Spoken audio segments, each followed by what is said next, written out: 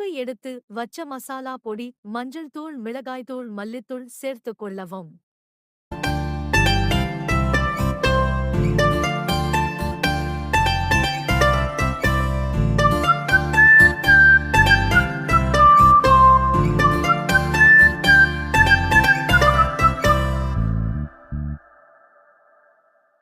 சிறிது நேரம் கொதித்தவுடன் தேவையான அளவு உப்பு போட்டு நன்றாக வதகவும்.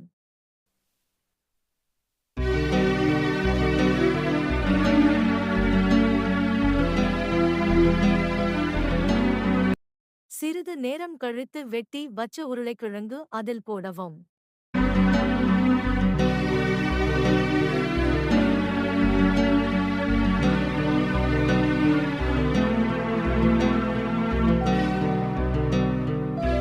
அதை நன்றாக சேர்த்து பெரட்டவும். நன்றாக அடி பிடிக்காமல் பெரட்டவும்.